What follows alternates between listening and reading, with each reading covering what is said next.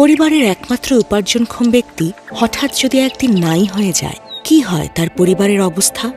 আমার স্বামী ওই দিন আমাকে বলল যে তুমি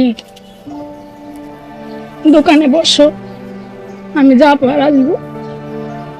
মোহাম্মদ জাকির হোসেন, বয়স 40, স্ত্রী সন্তান নিয়ে সুখের সংসার। হঠাৎ এক সড়ক দুর্ঘটনা কেড়ে নেয় তার প্রাণ।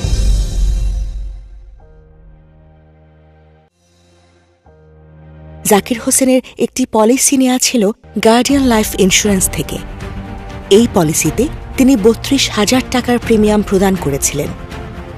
এই একটি সিদ্ধান্ত তার স্ত্রী শম্পা আক্তার ও পরিবারকে বাঁচিয়ে দেয় অর্থনৈতিক দৈন্যদশা থেকে।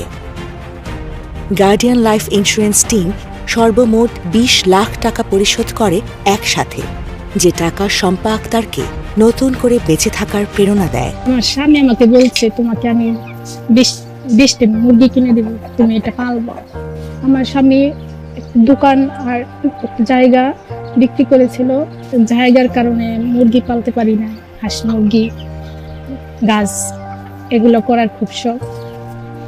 উনি আর আমি বলছি যে এই জমির এটা একটা চোখ না থাকলে কেমন লাগে, তার জন্য বলছে যে আমি তোমাকে এই জায়গাটা আবার ফিরিয়ে এনে দেবো তাড়াতাড়ি। কিন্তু তার জীবনের বিনিময়ে যে এটা হবে ভাবি নাই। লাইফ ইন্স্যুরেন্সে ১০ লক্ষ টাকা দিয়ে দোকানটা নিয়েছি।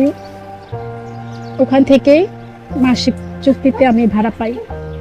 বাকি ১০ লক্ষ টাকা আমার সন্তানের ভবিষ্যতের জন্য গার্ডিয়ান লাইফ ইন্স্যুরেন্সে ফিক্সড করে রেখে দিয়েছি।